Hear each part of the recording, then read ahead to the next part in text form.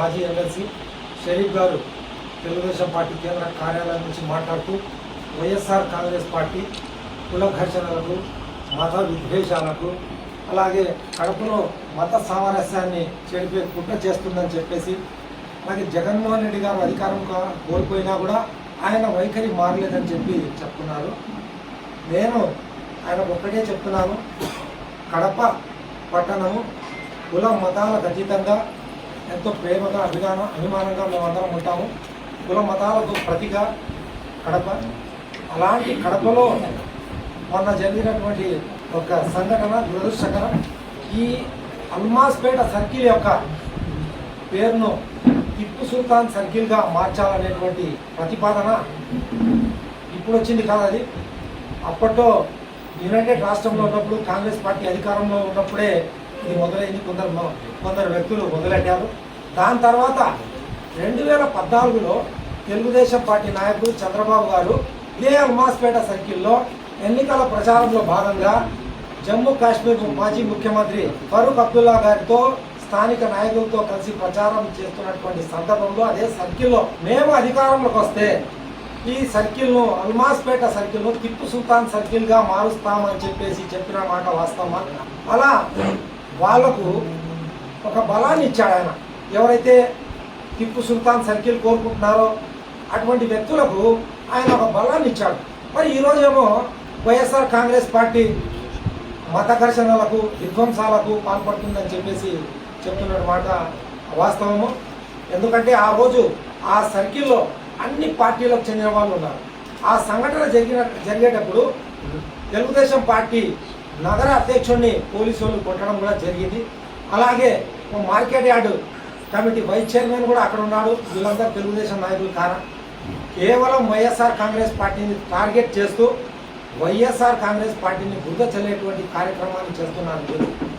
ఇది ఆ సర్కిల్లో ఒక ఎంఐఎం నాయకుడు ఈ ఘటన జరగడానికి ఒక నెల ముందు నిలబడి 15 రోజుల్లో ఈ సర్కిల్ను పేరు మారుస్తామని చెప్పి మున్సిపల్ కమిషనర్ గారు చెప్పారు అని చెప్పేసి ఒక కరపత్రాన్ని చూపిస్తూ మాట్లాడుతున్నారు. అంటే అంతకుముందు ఆ సర్కిల్ చుట్టూ టిప్పు సుల్తాన్ సర్కిల్ అని చెప్పేసి బ్యానర్లు కట్టారు. ఇమ్మీడియట్గా కార్పొరేషన్ అధికారులు పోలీసులు వీళ్ళందరూ కలిసి ఆ బ్యానర్లు తొలగించారు. నిన్న 8వ తేదీ రాత్రి అక్కడ హనుమాన్ సర్కిల్ అని చెప్పేసి కొందరు హిందూ సోదరులు పెట్టినప్పుడు ఆ ఫ్లెక్సీలు బ్యానర్లు ఎందుకు తొలగించలేకపోయారు.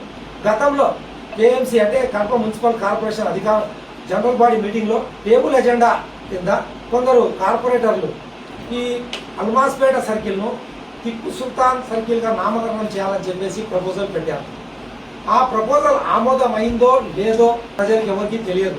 కొందరేమో అయోమయంలో కలెక్టర్ గారికి ప్రపోజల్ పెట్టారు, ఆమోదం కాలేదు, అవుతుందని చెప్తున్నారు కొంతమంది. ఇట్లా అయోమయంలో ఉన్నారు. స్వయంగా కడప మున్సిపల్ కమిషనర్ గారే ఏం చెప్పారు, ఎంఐఎం నాయకుడు అక్కడ లైవ్లో నిలబడి ఇదే అల్మాస్పేట సర్కిల్లో మాట్లాడినప్పుడు 15 రోజుల వరకు మీరు ఎటువంటి కార్యక్రమాలు పెట్టకండి, చెయ్యకండి, అఫీషియల్గా మేము అనౌన్స్ చేస్తాము అని చెప్పి చెప్పడం జరిగింది. అంటే ఇది పూర్తిగా కూటమి ప్రభుత్వం యొక్క నిర్లక్ష్య వైఖరి, పూర్తిగా ఈ కూటమి ప్రభుత్వం యొక్క వైఫల్యమే ఇందుకు ప్రధాన కారణం. లేకుంటే ఈ సంఘటన జరిగిన తర్వాత నిన్న మత ఘర్షణలు జరిగిన తర్వాత ఆగమేఘాల మీద మీరు ఆ మున్సిపల్ కమిషనర్ని మార్చాల్సినటువంటి అవసరం ఏమొచ్చింది? ఇవన్నీ గుర్తు పెట్టుకొని షరీఫ్ గారు మాట్లాడితే మంచిది. ఆయనకు ఈ రాష్ట్రంలో ముస్లిం సమాజంలో గౌరవం ఉంది.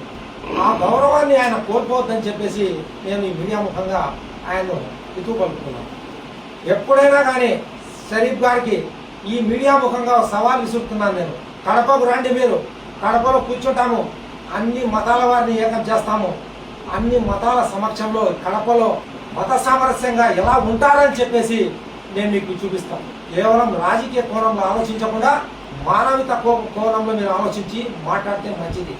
వైఎస్ఆర్ కాంగ్రెస్ పార్టీ కులాలకు మతాలకు ఎప్పుడే కానీ చిచ్చు పెట్టేటువంటి కార్యక్రమాలు ఎక్కడ చేయలేదు. పదవి అధికారం కోల్పోయినా కూడా ఈరోజు జగన్మోహన్ రెడ్డి గారికి వస్తున్నటువంటి ఆదరణను చూసి ఓర్వలేక ఇటువంటి అవాకులు చెవాకులు మీరు పేర్కొన్నారు. ఎక్కడ మీరు మళ్ళీ అధికారంలో రాము అని చెప్పి ఒక టెన్షన్లో మాట్లాడుతున్నారు తప్ప వాస్తవాలను వక్రీకరించి మాట్లాడవద్దని చెప్పేసి నేను ఈ మీడియా ముఖంగా తెలియజేస్తున్నాను.